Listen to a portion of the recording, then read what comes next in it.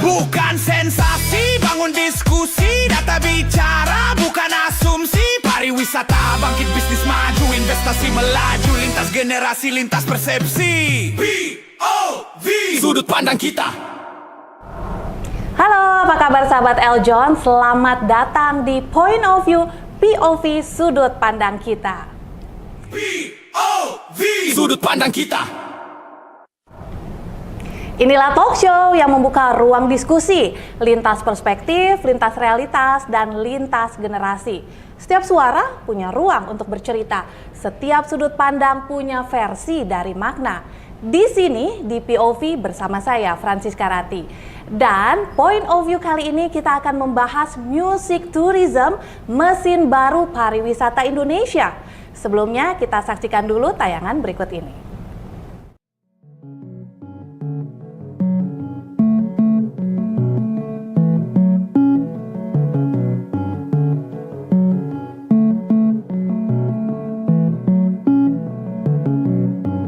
Di era baru pariwisata, musik tourism tengah menjadi tren global. Diperkirakan, pasar wisata musik dunia bernilai miliaran dolar Amerika Serikat dan terus tumbuh pesat dari tahun ke tahun. Lantas, bagaimana jika musik tak lagi hanya sekedar hiburan, melainkan jadi alasan untuk kunjungan wisata?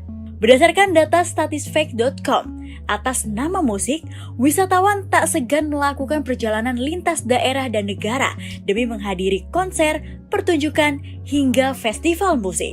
Selain hiburan, wisata musik nyatanya mampu mendorong ekonomi lokal, mulai dari sektor perhotelan, kuliner, hingga usaha masyarakat sekitar. Bahkan, musik tradisional dan budaya lokal turut mendapat ruang promosi yang lebih luas.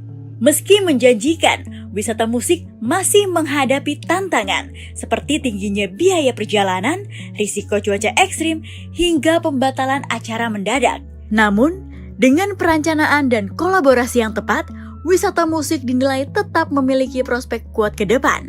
Di tanah air, program kalender pariwisata nasional Karisma Event Nusantara atau KEN sukses menarik lebih dari 8,4 juta pengunjung dengan kontribusi sekitar 238,2 miliar rupiah bagi PDP, dan musik menjadi salah satu atraksi utamanya. POV, sudut pandang kita.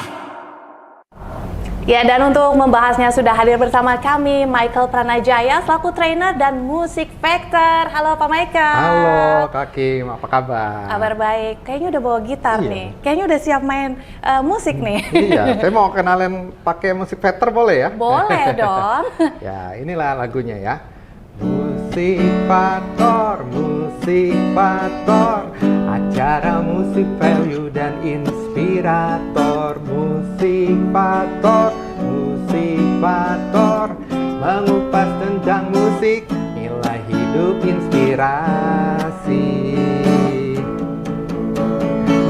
Musik faktor, acara musik dan inspirator, mengupas kisah hidup mentor, memberi ruang edukator. Marilah kawan, hai inovator, berbagi kisah di musik faktor, bersama-sama kita menjadi inspirator. Iya. Wah, keren banget. Terima kasih Kak. Langsung berapi-api loh, terbakar aku semangat. Bakar ya. Ternyata memang musik itu seuniversal itu ya. Mungkin yang tadinya lagi lesu atau mungkin lagi galau gitu ya, denger musik kayak gini tuh bisa jadi semangat lagi kan. Nggak salah berarti kalau musik itu bisa jadi motivator. Motivasi juga. Motivasi ya. Betul. Makanya saya senang sekali ya Kak Kim dan juga sahabat Eljon, itu kalau kita memotivasi nggak cuma lewat kata-kata, tapi lewat musik, lewat alunan nada. Karena musik itu setuju tadi adalah bahasa universal. Siapa aja itu, walaupun dia beda negara ataupun nggak usah jauh-jauh beda negara, beda daerah aja, tapi asal dia tahu, oh nada-nadanya begini nih, itu nyambung langsung. Nah, makanya bisa memotivasi dan juga ini yang perlu ditingkatkan nih buat kedepannya untuk musik Indonesia. Benar banget. Ini kalau kita bicara soal musik, memang sebenarnya peluangnya itu luas dan besar sekali ya. Nah, ini aku pengen bahas pandangan dari Pak Michael nih. Ya. Kalau misalnya ini kan ada data dari Organisasi Pariwisata Dunia UNWTO yang memasukkan wisata musik itu sebagai bagian dari tren special interest tourism karena ada daya tarik emosional dan budaya yang sangat tinggi. Nah, kalau misalnya saat ini kira-kira Pak Michael ngelihatnya sebenarnya musik di tanah air kita ini sudah bagian dari ekosistem sebuah pariwisata atau belum sih? Oh iya, terima kasih Kak Kim ya, dan juga sahabat Eljon. Ini kalau dari POV saya ya. Ya, dari sudut pandangnya Pak Michael. Dari sudut pandang saya selaku musik enthusiasm. Ya. Nah, saya sih senang ya, saya sangat menghargai, sangat mengapresiat untuk musik-musik Indonesia itu kan sangat luar biasa. Ada yang tradisional, etik, ada yang modern, dan juga pop juga ya, makin bertebaran untuk Gen Z kali ini. Saya melihat ini makin melekat untuk emosionalnya ke dalam pariwisata, namun kalau mau jujur ya, belum kurang dioptimalkan saja sebagai sebuah strategik untuk kalau orang mau ke satu destinasi atau ke suatu tempat, itu ada unsur musiknya di situ. Jadi selama ini kalau saya melihat ya, musik itu masih ya berdiri sendiri-sendiri, konser, event gitu ya, masih per dia event ada gitu ya, tapi masih belum menjadi standar satu strategik tourism asset. Kalau buat di negara-negara lain kan udah tuh ya, udah masuk tuh. Kalau kita mau ke negara mana gitu ya, oh saya mau ke sana, misalkan K-pop gitu ya. Nah, karena ada musiknya di sana. Nah, di Indonesia ini, tapi saya percaya ke depan ini bisa seperti itu. Kedepannya, asal kita mau optimalkan. Sekarang masih belum optimal aja. Belum optimal. Ya. Tapi berasa nggak sih sebagai tentunya music enthusiasm, apalagi pastinya seneng banget dong ya kan melihat konser di berbagai daerah. Apalagi kalau misalnya kita melihat konser-konser internasional itu kan bagaimana gebrakannya itu pasti mendunia dan membana banget. Bahkan orang Indonesia aja banyak yang bela-belain demi musik ya, wisata musik keluar. Nah, apakah kalau misalnya melihat kebijakan pemerintah saat ini kurang untuk mendorong ke sana, ke arah sana, belumkah atau seperti apa kira-kira ngelihatnya Pak Michael? Ya. Kalau melihat untuk pemerintah ya, sebenarnya kan kalau lihat dari peraturan Kementerian Pariwisata dan Ekonomi Kreatif ya, tahun nomor 10 kalau nggak salah ya, tahun 2023 itu kan sudah ada ya mendorong dan bahkan sudah mengalokasikan, kita berterima kasih, ada kalau nggak salah ada 10 miliar dolar atau sekitar 10 juta ya, 10 juta US dollar atau sekitar kalau saya coba-coba rupiahkan ke 16 ribuan itu 170 M untuk budget promosi, budget infrastruktur biar musiknya kita dikenal ya. Namun memang ekosistemnya masih belum jadi satu aja. Jadi event kita banyak nih, event kan banyak ya, apalagi setelah COVID tuh, wah orang itu udah berasanya pengen datang ke konser, pengen merasakan lagi antusiasmenya seperti sebelum kejadian COVID, dan sekarang kan udah di 2025-2026 nih, oh itu orang senang banget. Namun ekosistemnya itu yang kalau saya melihat masih belum terhubung satu sama lain. Gitu. Untuk pemerintah ya kita berterima kasih sudah menyediakan budget, tapi kita juga perlu juga meminta agar ini ekosistemnya jadi satu, terutama untuk perizinan dipermudah. Seperti itu sih kalau saya melihat ya.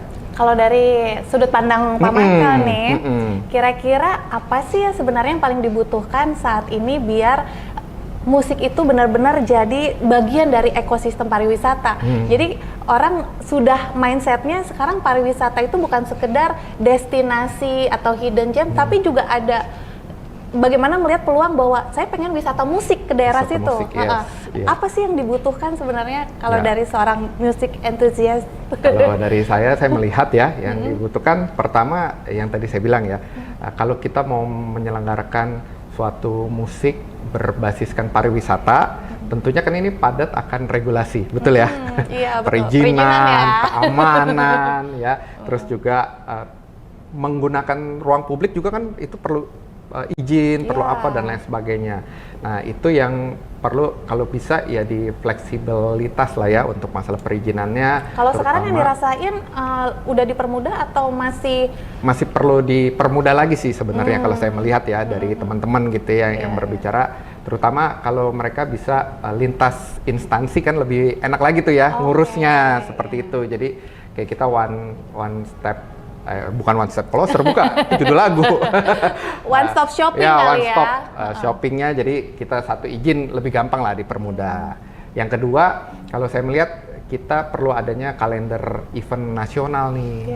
Jadi kan orang juga jadi bisa ngeliat nih, kayak misalkan Kak Kim dan juga sahabat Eljon gitu ya. Oh, ini selama setahun atau bahkan 2 tahun ke depan nih, kita udah tahu nih kalendernya mau ada apa aja, konsernya di mana aja gitu ya kan. Jadi kan kita udah bisa memplanning dari awal, bahkan sampai turis mancanegara kan biasanya kalau mereka memplanning kan bisa berapa tahun sebelumnya kan? Karena udah ada tuh, bahkan kalender tahunannya udah dapat udah punya di situ, mereka dapat. Seperti yang waktu itu kan saya sempat juga melihat Pak Joni memaparkan kan, kalau mancanegara turis yang nggak bisa dari terlalu mepet gitu waktunya, betul. bahkan mereka planning 3 tahun sebelumnya, 2 tahun sebelumnya gitu ya. Kalau kita ada kalender event nasional lebih enak.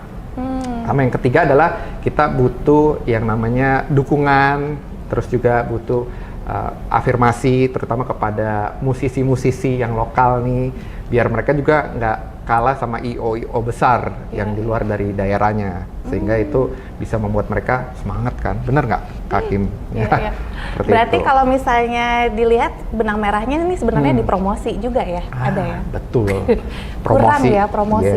Selama ini yang dirasain secara promosi mungkin sebenarnya sudah ada, barangnya sudah ada, eventnya sudah ada. Kolaborasinya juga sudah ada. Tapi promosinya sehingga orang nggak tahu, bahkan tidak mencatat di agenda tahunannya mereka untuk para pecinta musik, wisata musik ini. Wisata musik, betul. Dan kalau kita lihat ya kadang-kadang kita baru taunya 3 bulan sebelumnya, betul ya? Tiket war. Iya, seminggu sebelumnya baru tahu, ada. Begitu klik, ya nggak dapet. Nah, mungkin sahabat Eljon juga pasti merasakan kan, loh 3 bulan lagi nih dateng. Wah, kita jadi planningnya mepet gitu. Tapi kalau kita udah dapet dari Jojo hari ya kan, kalendernya udah ada kan enak tuh. Iya. Gitu. Dan saya merasa sih kalau melihat event sih jujur di Indonesia banyak. Dan memang setuju ya sama Kak Kim, promosi kita yang kalau bisa dioptimalkan lebih lagi. Sebab kalau nggak kan sayang tuh.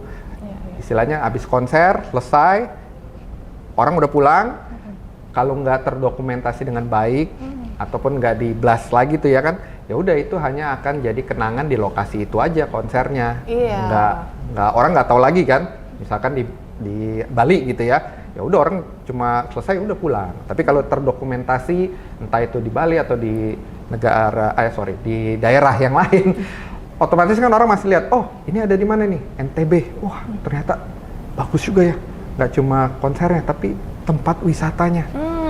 Orang kan akan mikir, wah planning nih buat apa tahun depan, atau kalau nggak kalau yang di corporate kan karyawan pada saat nanti mereka liburan nih dapat cuti, begitu lihat nantilah gue mau ke sana, seperti itu. Intinya mereka bisa langsung masukin tuh ya ke agenda mungkin cuti tahunannya. Terus jangan lupa budgeting plan-nya juga. Itu yang penting tuh. Karena untuk bayar tiket konser musik, apalagi wisata musik di satu daerah itu kan lumayan juga ya. Tiket war-nya juga tuh. Nggak cukup cuma tiketnya doang kan, tapi juga kita harus menyiapkan buat hotelnya. Terus juga otomatis kayak Kak Kim kesana, kalau lapar kan nggak enak nonton konser. Pasti harus mau makan sebelum konser makan, sesudah konser makan kan. Nah, kulinernya yang diincar. Setelah itu transportasinya gimana. Nah, itu satu ekosistem tuh. Nah, kalau itu kita bisa ekosistemnya baik gitu ya, bagus, bahkan sampai promosinya bagus. Nah, saya rasa Indonesia pun bisa nggak kalah sama yang di luar, seperti itu.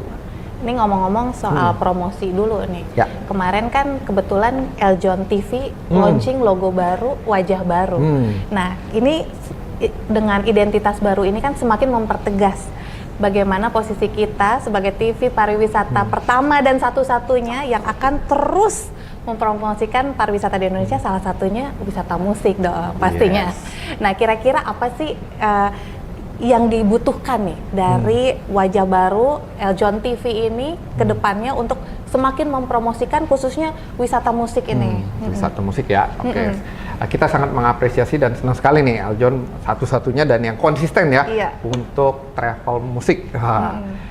Yang pasti namanya konsisten itu perlu Dan yang kedua adalah kalau kita melihat ya zaman sekarang nggak dipungkiri kita perlu yang namanya Kak Kim ya memberdayakan kerjasama dengan travel vlogger, ya kan, konten-konten yang para edukator ya yang suka membuat konten terutama ke wisata, terus yang biasanya mohon maaf nih kita kan suka cari yang tempatnya bagus, harganya terjangkau.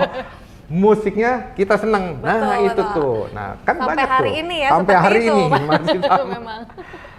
Itu para influencer itu perlu dirangkul, perlu digandeng sama-sama, biar apa? Biar kita terus ada terus gitu ya, karena kan yang namanya kita branding atau mempromosikan suatu tempat nggak bisa cukup sekali, ya nggak bisa cuma satu influencer doang, betul ya, nah, perlu ada beberapa.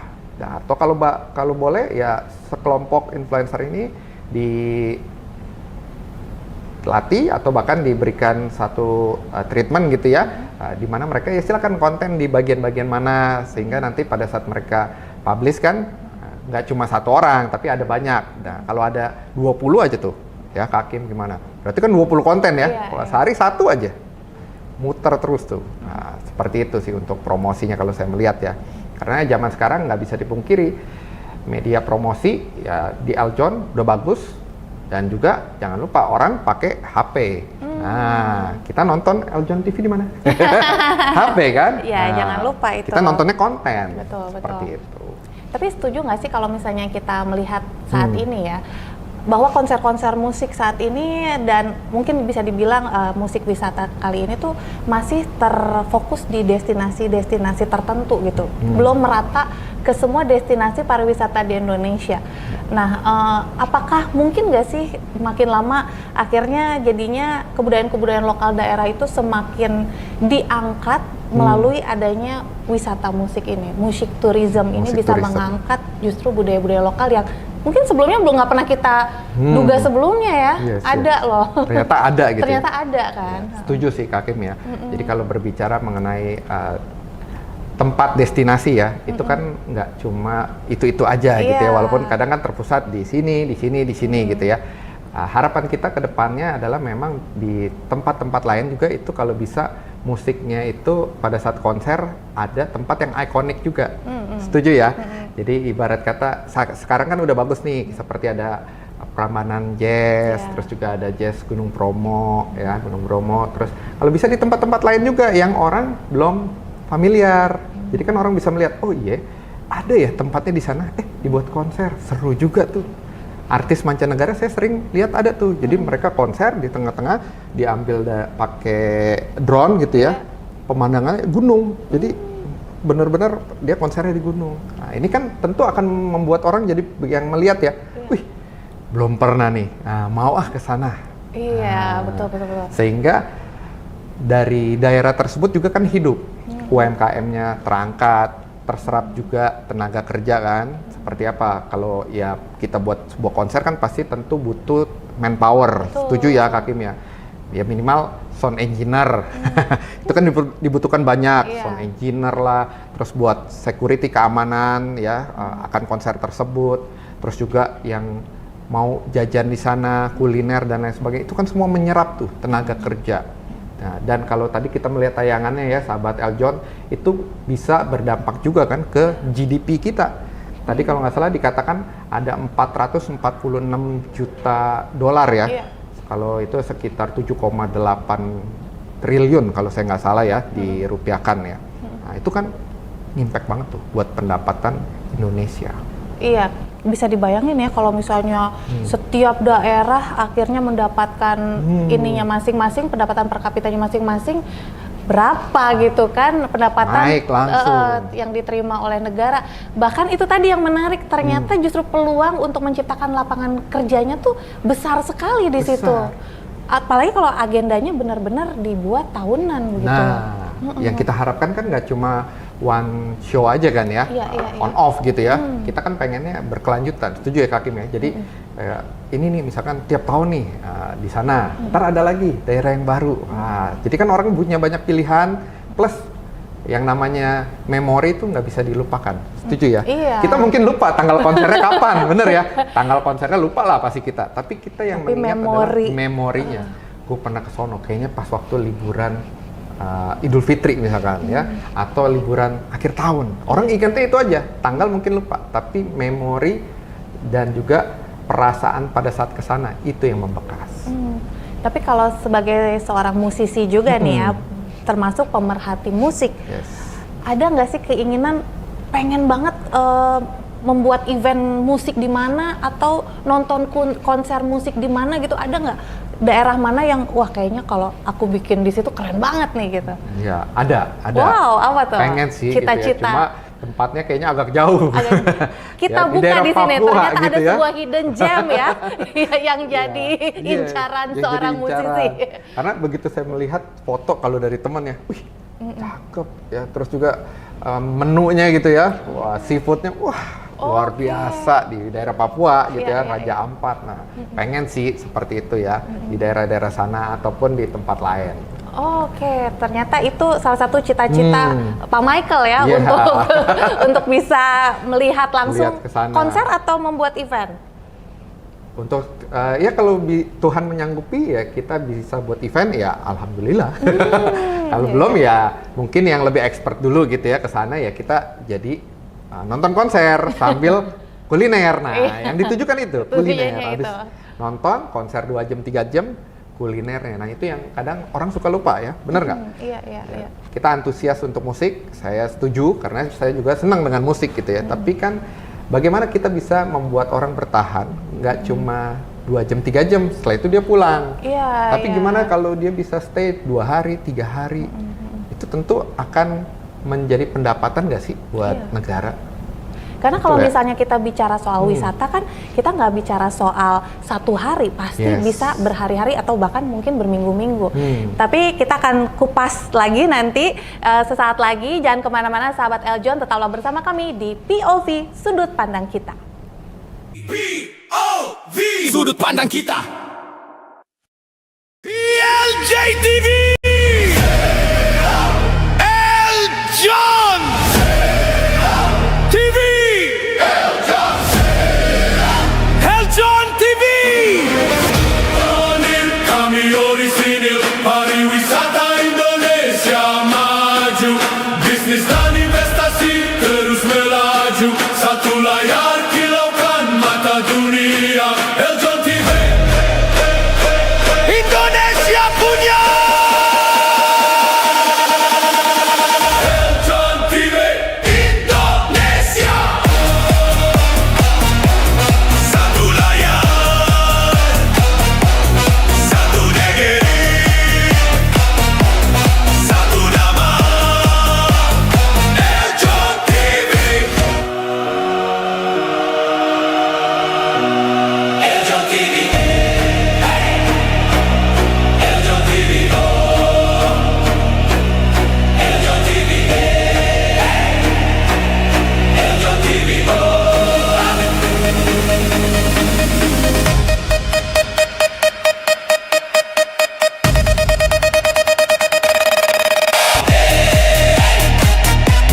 Satu layar, satu negeri,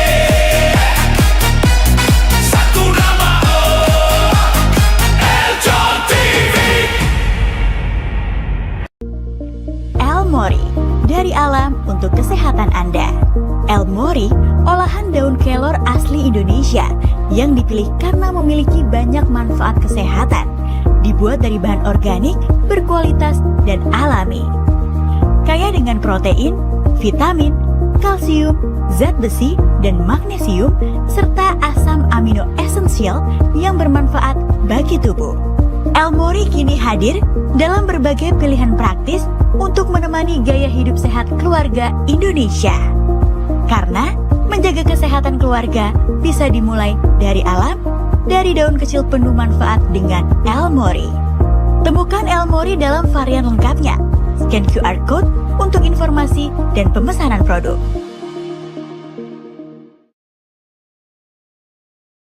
POV Sudut Pandang Kita. Masih bersama kami di POV Sudut Pandang Kita. Nah, Pak Michael, kalau misalnya tadi kan kita melihat bagaimana sih agar Indonesia itu berani gitu ya menciptakan sebuah ekosistem dan musik menjadi bagian di dalamnya menciptakan music tourism. Kalau misalnya kita melihat kan ya ada satu nih sebenarnya yang agak-agak bisa dibilang menggelitik begitu, karena waktu itu ada sebuah keputusan yang berani dari negara Singapura, negara tetangga kita, untuk membuat konser eksklusif Taylor Swift. Dia nggak boleh konser dimanapun di Asia kecuali di sana. Dan akhirnya semua mau nggak mau ke sana kan? Mau nggak mau ke sana. Dan bahkan sebagian besar penontonnya itu sebagian besar dari kita. Bayangin betapa akhirnya kehidupan ekonomi lokal di sana naik karena orang rela berminggu-minggu tinggal di sana. Seperti yang tadi Pak Michael jabarkan kan, kulinernya, fashionnya semua kena mendapatkan efek domino dari keberhasilan konser itu. Kira-kira Indonesia bisa nggak sih arah ke sana gitu, mengambil eksklusif? Harus dong. Harus.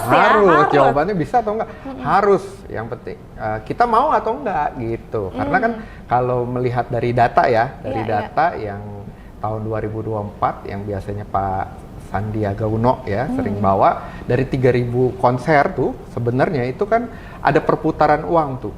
Iya. Itu sekitar, kalau kita ini kan dirupiahkan, kalau saya nggak salah hitung gitu ya, sekitar 100 perputaran uangnya ya, 178 triliun dari 3.000 konser. Itu termasuk dari tiket, terus juga ada kulinernya, terus ada transportasi dan lain sebagainya. Bayangkan, perputaran uangnya itu 178 triliun dalam waktu setahun, 3.000 konser. Luar biasa nggak tuh, Kak Kim? Nah, yang di Singapura kenapa dia berani? Karena dia sudah menghitung, sudah kan? memetakan Para keuntungan. para Swiftie, Taylor Swift mania gitu ya, nggak bisa di tempat lain, otomatis harus ke sana. Mau nggak mau harus Tiket, ke sana. nah berapa? Pertama dari biaya tiket. Iya. Orang pasti akan dengan rela, terutama kalau yang dia memang suka, ya. Kalau orang suka kan pasti antusias gitu ya. Gue mau deh, apalagi ini nggak ada di tempat lain nih, hanya satu tempat. Ya kan, eksklusif gitu ya, orang akan mau walaupun dengan harga yang lebih pricey ya, seperti itu. Terus yang kedua adalah pada saat udah di sana, otomatis pinternya negara tetangga kita adalah orang tahu konser ya memang 2 jam 3 jam. Iya. Tapi kan kalau udah nyampe ke sono, biasa psikologi dari manusia adalah kok langsung pulang. Benar nggak? Iya, kan udah jauh-jauh ke sana, ngapain langsung pulang ya? Apalagi benaknya kita kalau ke negara tetangga Singapura tersebut kan adalah pengen shopping buat yang wanita. Setuju ya? Dan mereka berhasil menciptakan image itu. Nah, image sudah terbentuk, persepsi, jadi itu pasti langsung meningkatkan untuk belanja. Orang mau beli oleh-oleh, mau beli keperluan dia, ataupun yang hal lain sebagainya. Dan ini disambut baik sama strategi Singapura, di mana dia memainkan tadi yang saya bilang ya, bahwa musik ini dimasukkan ke dalam strategi tourism aset sebagai aset negara, gitu. Sehingga bisa mendongkrak pendapatan GDP-nya dia juga kan, sebagai pemasukan, sebagai devisa, peluang devisa. Dan perputarannya aja kalau di Indonesia tadi 178-an ya triliun. Gimana yang di sana? Satu konser aja tuh udah dapat berapa tuh gitu. Nah, itulah pinternya. Dan harusnya kita mau nih. Tentu mau dong ya. Wah, mau banget dong. Peluang dapetin devisa nih dari turis luar gitu ya, mancanegara. Plus juga kita di Indonesia juga orang pasti seneng lah yang namanya musik. Terutama kalau mereka tempatnya nyaman, enak, kemudahan fasilitasnya. Nah, itu yang kadang-kadang kita perlu dipertimbangkan untuk para pembuat event organizer. Kayak kemarin kita tiket war kan, dipencet-pencet nggak bisa. nungguin error udah pakai ya? udah pakai semua ada gitu ya. Kok error? Saking meledaknya kali yang tiket war ya. Sebenarnya kalau kita mau lebih jauh lagi untuk promosi, kita bisa tuh kalau misalkan tiket konsernya nih udah selain di salah satu website gitu ya, ini dimunculin juga di misalkan kerjasama dengan platform travel saat ini, bisa tiket.com, bisa Traveloka ataupun Agoda Experience kan. Nah, di mana orang biasa kan pasti ada ya untuk yang suka jalan-jalan kan punya tuh platform itu. Nah kalau tiba-tiba dia kerjasama muncul, oh jadi nggak cuma jalannya aja, kalau bisa dibundling tuh. Kalau Indonesia mau seperti yang di Singapura tuh, jadi ada konsernya dibalut sama tiketnya, ya, mungkin sama turnya, juga. hotelnya juga ada di situ, sama sewa mobilnya atau transportasinya. Kalau itu dipaketin jadi satu, ya orang kan lebih enak ya dibandingkan. Ya walaupun ada beberapa pasti yang mau kan, yang retail eceran ya, kita nggak memungkiri gitu ya, nggak apa-apa. Tapi juga banyak juga orang yang, udahlah, ini bundling aja. Biasa kan kita nggak mau pusing ya, udah bundling, paling beda berapa sih, dikit doang kan, ini kan udah sekalian sama nonton konsernya. Gitu. Justru itu tadi ya sebenarnya yang dibutuhkan saat ini tuh bagaimana menciptakan kolaborasi dan ekosistem itu akhirnya bisa saling sinergi lah. Sinergi, sehingga kalau itu udah tercipta, terbentuk, enak kan? Jadi orang kalau mau ke satu destinasi gitu ya, nggak khawatir dia mau konser di mana, misalkan saya mau ke Lombok misalkan ya, oh ini udah tahu nih ada konser ini ya, yang dia suka gitu artisnya, terus juga ada kulinernya, dilihat dibundling jadi satu nih, ada kulinernya ini menunya ini, udah dikasih di situ itinerary-nya gitu ya buat 3 hari 2 malam misalkan ya. Terus juga nih transportasinya silakan mau pilih yang ini, pilih ini apa dan lain sebagainya. Orang mau nggak sih? Pasti mau, bener nggak? Iya. Ibarat kata semua udah satu paket. Apalagi kalau kita berbicara soal mindset dari turis mancanegara itu yang mereka sudah memperkirakan atau menghitung dari jauh-jauh hari sebelumnya, pasti itu akan jadi salah satu nilai jual yang paling utama juga ya untuk ke mancanegara. Apalagi kalau turis mancanegara itu kan dia paling penting juga adalah transportasi. Gimana kalau bisa ya saling connect. Karena kan kalau mereka susah ya, mau nanya orang juga, maaf kata bahasa kita kalau nggak di daerah-daerah yang sering datang turis mancanegara, kan kita nggak familiar. Dia nanya juga kita bingung, pakai jawabnya dengan senyuman doang gitu ya. Nah, tapi kalau semua bisa connected, dia juga udah nyaman gitu ya. Oh ini nanti kesini, ini kesini udah di planningin. Saya rasa mereka juga mau spend besar. Itu mungkin bisa dipertimbangkan ya untuk konser-konser selanjutnya di tanah air. Nah Pak Michael, ini tampaknya sudah banyak juga nih sahabat Eljon yang ingin ngobrol langsung sama Pak Michael terkait music tourism ini. Wah, event musik banyak tapi promotor bandel gimana tuh? Ini dari @mimi cucu pengen tanya kayak gitu. Nah ini banyak event musik, tapi mungkin seperti kejadian yang mungkin akhir-akhir ini ya, konser-konser musik lokal seperti itu. Tapi sayangnya justru gagal karena ternyata nggak jadi, bahkan sudah terjual ludes gitu ya tiketnya. Tapi show-nya nggak ada. Ternyata show-nya nggak ada. Gimana tuh caranya kita menghindari deh yang kayak begitu nih? Ya itu nggak bisa dipungkiri ya. Sebenarnya nggak cuma di musik aja, di bisnis apapun yang nakal seperti itu ada nggak? Pasti ada. Pasti banyak. Pasti ada. Tapi aja, gitu. Ibarat kata dia itu menutup masa depannya. Bener nggak? Kalau orang kan udah sekali digituin kan pasti kapok. Iya. Dan perlu dicatat juga ya buat rekan-rekan ya, sahabat Eljon, lihat dulu siapa penyelenggaranya, kredibel nggak. Kan sebenarnya kita bisa ya, zaman sekarang kan gampang banget ya, tinggal kalau Anda pakai laptop gitu ya, tinggal searching atau pakai jari nih tombol, ini siapa sih yang menyelenggarakannya, atau tanya zaman sekarang lebih canggih lagi, ada asisten pribadi AI. Oh iya, ada Mbak Ceti. Mbak Ceti. Tolong searching si promotor ini aman nggak? Dia menyelenggarakannya sukses nggak? Seperti itu. Dan kalau ada yang nakal ya kita nggak bisa pungkiri karena ya tadi. Tapi dia sendiri pun menutup pintu rezekinya dia. Dan dia nggak sadar. Kenapa? Karena sebenarnya bagi pencinta musik atau travel enthusiasm, ya ini sebenarnya termasuk kategori mereka sebagai yang high spend visitor. Karena kan mereka datang, mereka udah tahu nih mau nonton konser. Bagi yang sudah terbiasa kan pasti udah tahu nih, duduk di sini pasti biasa estimasi sekian, ini sekian, dia udah terbiasa. Dan gak jarang memang jauh-jauh juga kan, hanya untuk menonton konsernya artis tersebut. Betul, untuk dia mendapatkan apa? Experience secara live. Karena kan beda ya, namanya kita nonton konser secara langsung dengan diwakilkan gitu kan beda. Nah, pasti orang mau spend besar money dia bawa. Untuk apa? Nggak cuma nonton konser, dia pasti nginap hotel. Dia udah estimasikan pasti biayanya berapa untuk penginapan hotel. Dia kuliner, minimal dia makan buat diri sendiri. Kalau ada lebih pasti oleh-oleh, benar kan?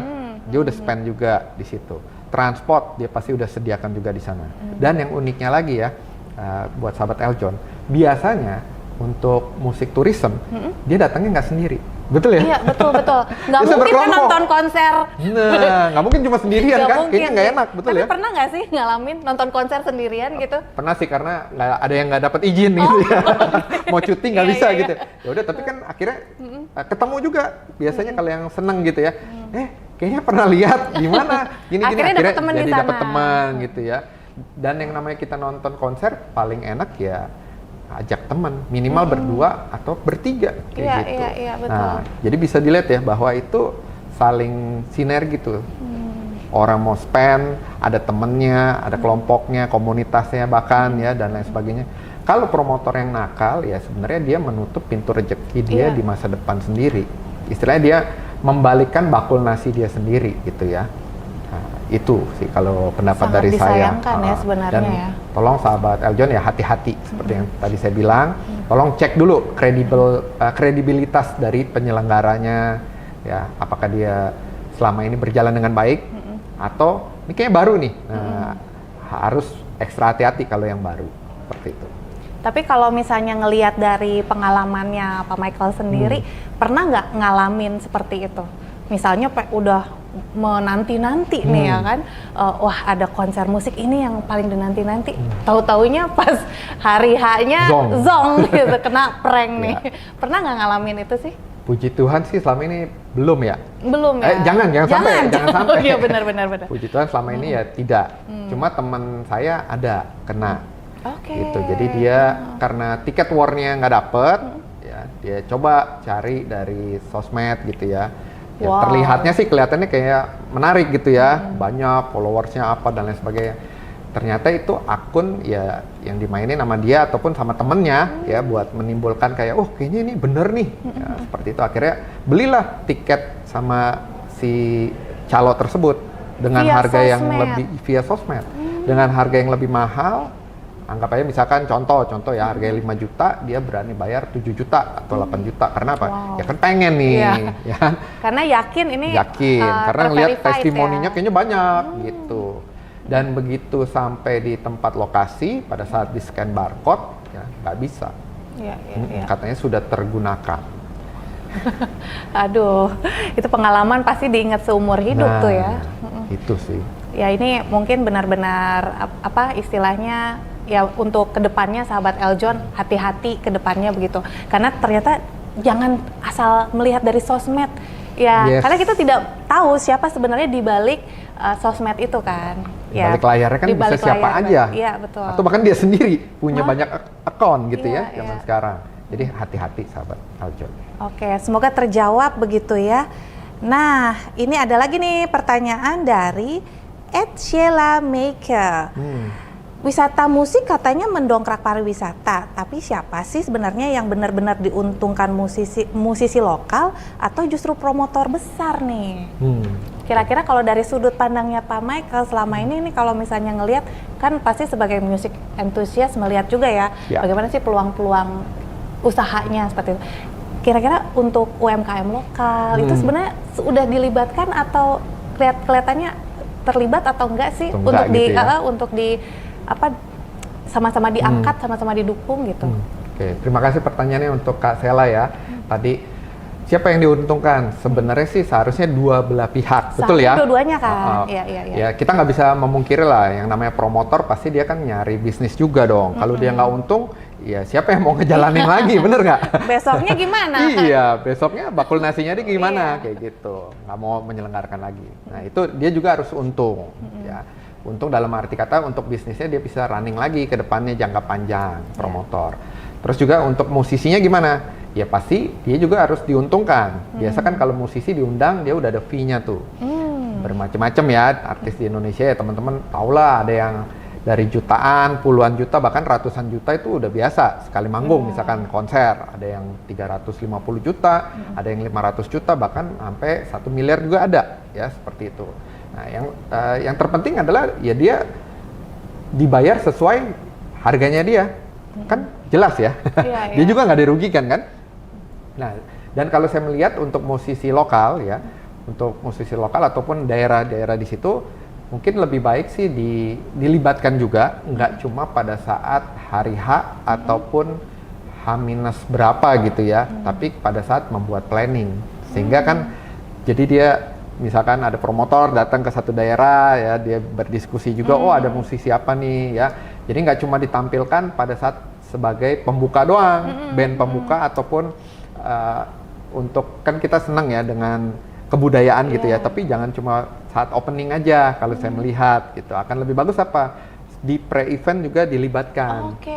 Buat promosi kan menarik kan? Betul. Oh ini, wah ada konsernya, oh ada musik tradisionalnya ya, oh iya ini daerah sana. Kita kan jadi antusias ya. Oh kita udah, jadi dilibatkan di pre-event, di side event juga dilibatkan. Plus juga nanti setelah itu, after itu, apalagi yang bisa dilibatkan. Sehingga UMKM di sekitar situ, musisi lokal juga kan akan terangkat, kalau saya melihat seperti itu. Untuk saat ini ya belum optimal. Tapi kedepannya semoga ini bisa terlihat sebenarnya skema besarnya itu banyak ya kolaborasi yang dibutuhkan, dan UMKM kita itu sudah ini jauh ya, ibaratnya sudah sangat-sangat modern dan juga udah sangat-sangat layak untuk dipromosikan seperti itu. Dan banyak makanan-makanan enak, bener nggak? Iya. Hakim ya, yang istilahnya kadang-kadang kita nggak tahu, tapi begitu nyobain, wih kok enak nih di daerah sini ya. Apa ini namanya? Baru tahu pada saat di situ kan. Pada saat kita ke sana. Nah, itu yang kadang-kadang jarang terekspos ya. Dan inilah pentingnya.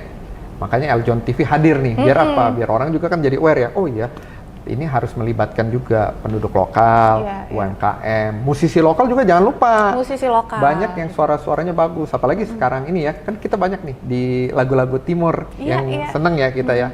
Ada Tabola Bale, ada apa gitu ya. Lapor Ketua Gacor. Itu kan lagu-lagu dari sana. Seperti itu, banyak yang bagus-bagus, yang enak-enak, cuma mungkin kemarin-kemarin kayaknya jarang terdengar. Nah sekarang kita apresiasi ya, udah banyak nih terdengar, sehingga musisi di lokal juga makin berjaya juga. Tapi setuju nggak sih dengan semakin modernnya dan dengan semakin kecanggihannya teknologi sekarang, kan teknologi itu benar-benar kencang banget ya, deras informasi dan segala kecanggihan teknologinya sangat-sangat membantu untuk bisa mengupgrade semua musisi. Bahkan yang tadinya kita nggak tahu kan kalau lagu timur, kalau kita nggak ada digitalisme ini mungkin kita nggak pernah tahu ya. Nah, apakah itu bisa sangat-sangat membantu ke depannya untuk membuat ekosistem musik tourism ini? Oh sangat. Saya setuju, sangat banget. Karena apa? Kalau melihat dari data ya, dari Custom Market Insight ya, di 2025 kalau saya nggak salah, ini juga saya lihat dari website RRI gitu ya, Indonesia itu menjadi peringkat ke-8 di dunia saat ini, penikmat musik streaming ya, jadi ke-8 di dunia. Ya, nomor 1 ada Amerika, ada Jepang, ada Cina ya, ada India juga ya, Indonesia ke-8 dengan streamingnya itu ada 178 atau 180 miliar ya streaming. Artinya kan luar biasa, bener nggak? Dan juga kalau melihat dari data di We Are Social tuh ya, We Are Social tahun 2025 penduduk yang Indonesia kan sekitar 286 juta nih. Ya, banyak ya kita ya, 286 juta. Itu 230 jutanya itu udah terakses internet. Mereka punya internet. Jadi ibarat kata 80% penduduk Indonesia itu udah bisa mendengarkan musik secara streaming, secara digital. Nah, artinya apa? Artinya ini kan peluang bagus buat musisi lokal untuk dia dikenal. Karena apa? 80% jumlah penduduk Indonesia ya. Tinggal bagaimana dia mempromosikan, ya kan? Bagaimana dia konsisten, jangan lupa tuh konsisten, jangan sampai udah bikin musik ya nggak nyampe setahun gitu ya, 6 bulan, kayaknya nggak ada viewernya, ini kayaknya udahlah selesai aja. Nah, yang diperlukan konsisten juga. Jangan cuma viral juga nih. Kadang viral setelah itu hilang. Hilang, iya. Nah, kita kan nggak pengen ya kayak gitu ya. Kita pengennya dia konsisten, dia bisa melahirkan karya-karya baru lagi sehingga banyak tuh musik-musik Indonesia yang saya rasa nggak kalah sama luar negeri, mancanegara. Dan bahkan kadang-kadang ada beberapa musik yang kita dengarnya kayaknya ini musik dari luar. Pernah ya? Iya betul. Ternyata Kim, ya? ini ya. Ternyata dari musik Indonesia. Musik tanah air loh yang bikin. Mungkin karena dari liriknya aja dirubah jadi Inggris atau dari bahasa yang lain. Itu membuat kita jadi kayaknya ini dari luar nih, apalagi dengan aransemennya. Nah, itulah kehebatan teman-teman musisi dari Indonesia. Itu satu pertanyaan yang sangat-sangat ingin dari tadi pengen saya tanyakan nih buat Pak Michael, tapi tahan dulu. Kita akan kembali, sahabat Eljon, jangan kemana-mana, tetaplah bersama kami di POV. POV, sudut pandang kita. Ruangan kita mungkin terlihat bersih, tapi tahukah kamu, bakteri, kuman, dan jamur masih bisa bertahan bahkan di permukaan yang sudah dibersihkan. Evisan, lampu dengan teknologi nanofrekuensi yang mampu membunuh mikroorganisme berbahaya secara efektif. Dengan Evisan, Anda mendapatkan perlindungan total untuk lingkungan yang lebih sehat dan aman. Evisan, innovate today, transform tomorrow.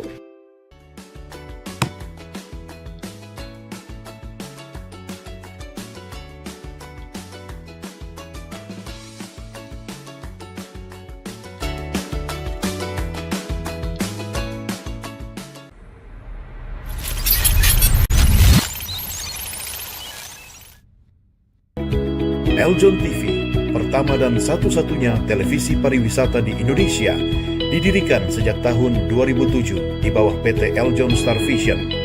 Eljon TV adalah televisi berbasis streaming yang disiarkan melalui multi-platform digital, sehingga Eljon TV dapat diakses melalui berbagai aplikasi digital seperti Android, iOS, dan satelit yang tersebar merata di seluruh Indonesia 24 jam setiap hari.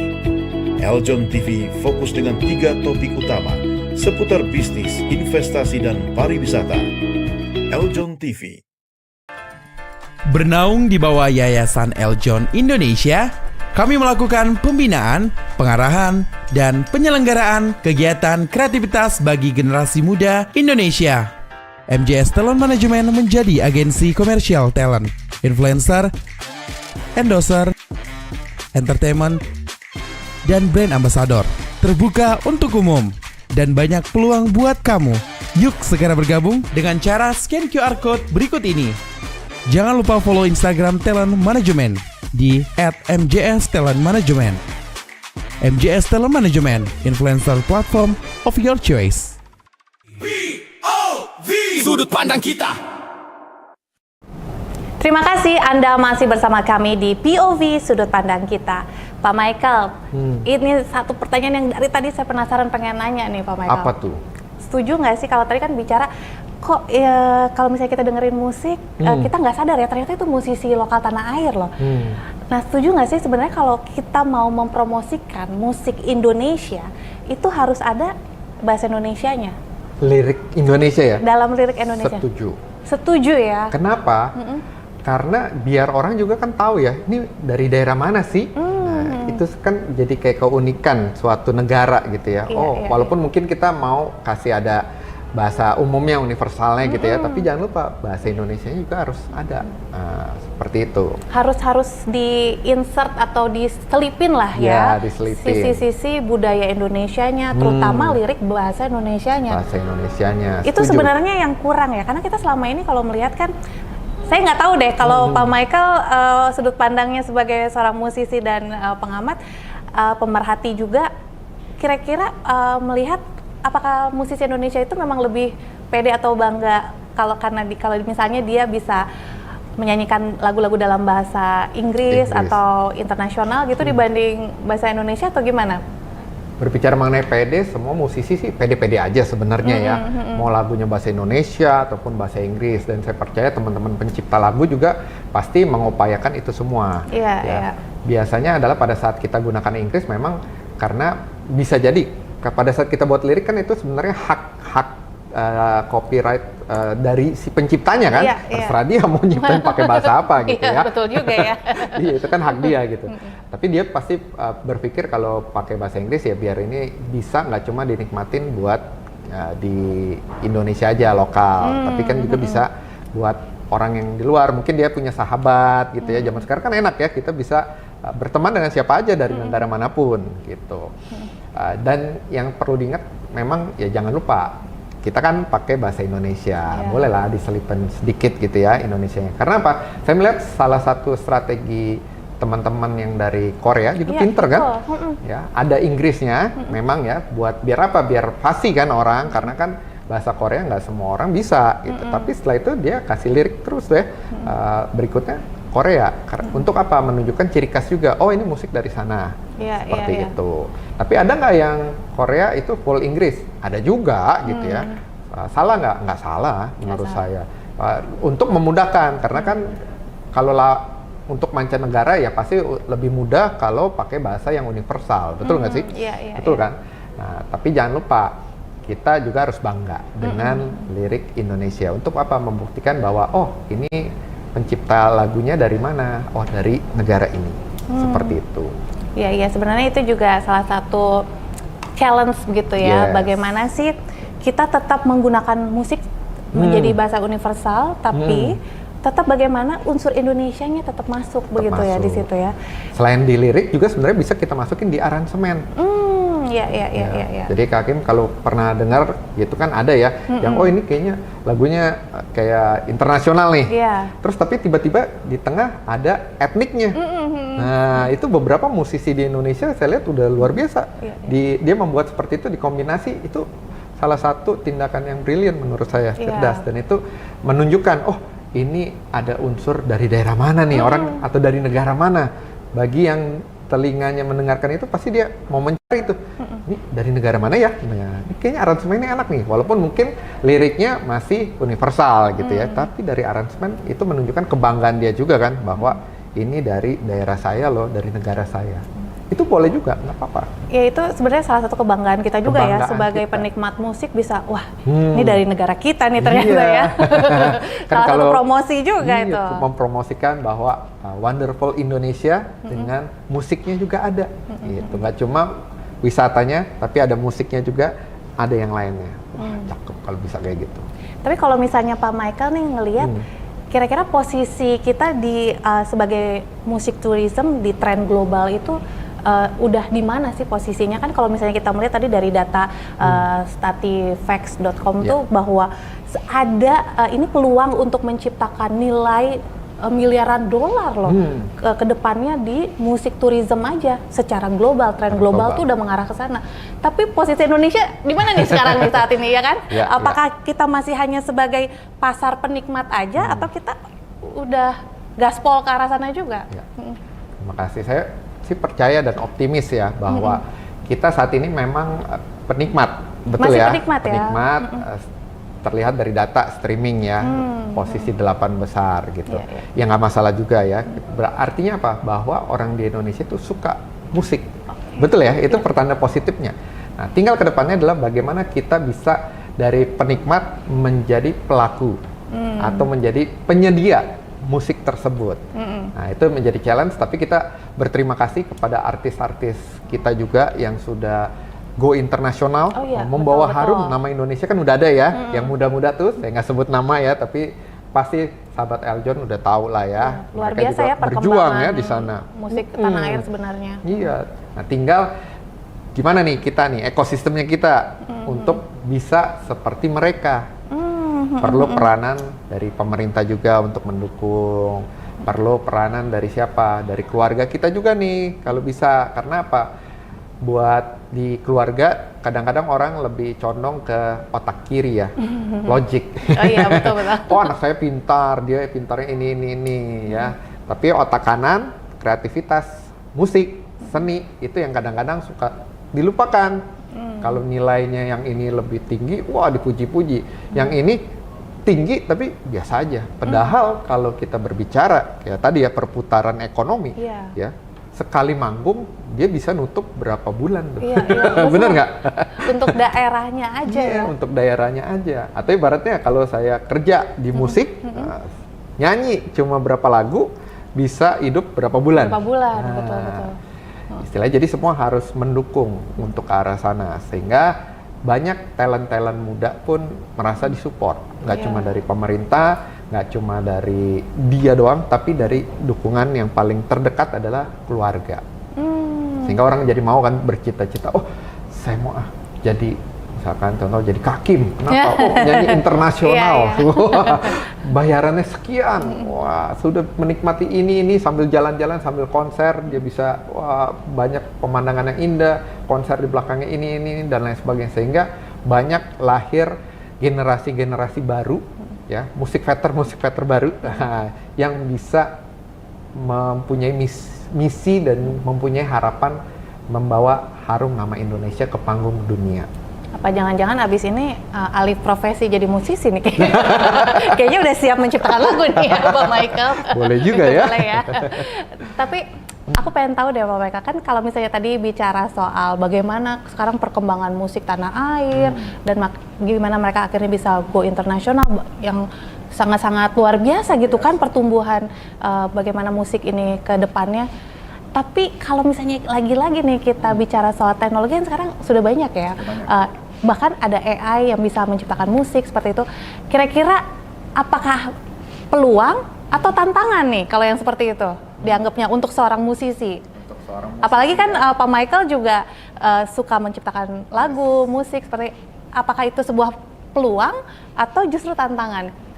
Saya ambilnya itu sebuah peluang. Peluang ya. Karena apa? Kalau kita menganggapnya sebagai hambatan, ya istilahnya kita nggak mau membuka diri.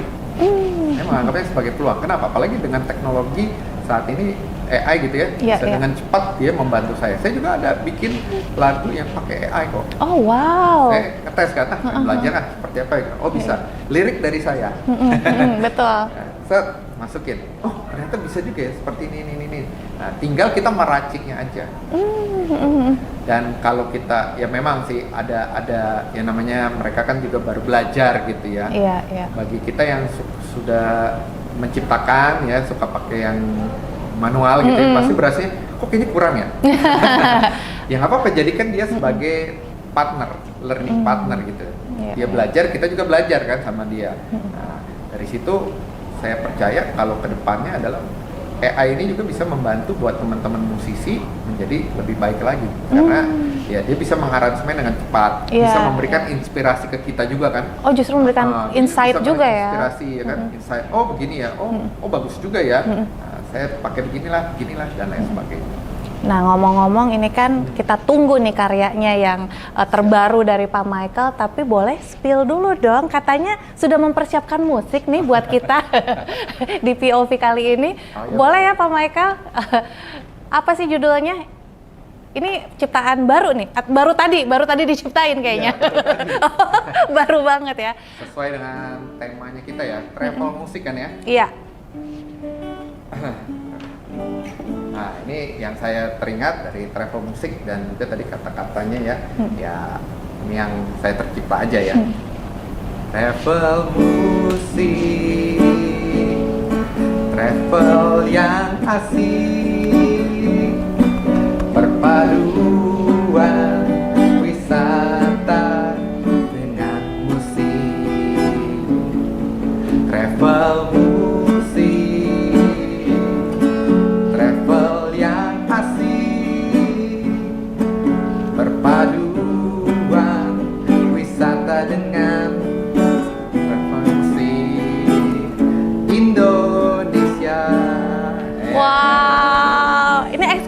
Di POV loh sahabat Eljon ya. Sesuai dengan judulnya travel musik kan.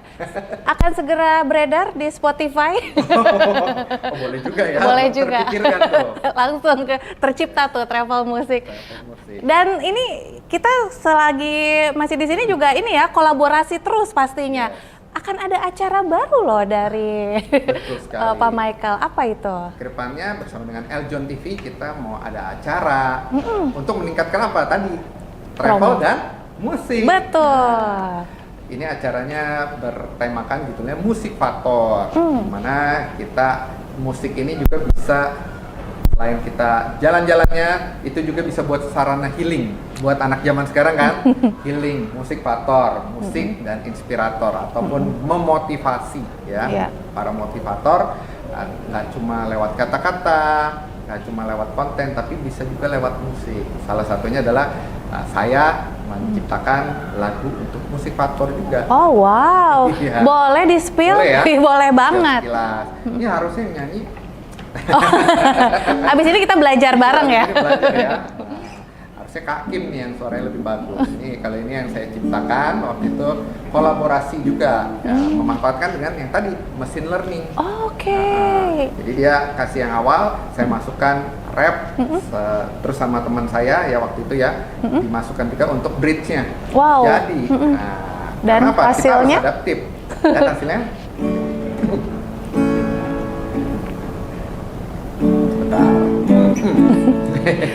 Tarik nafas.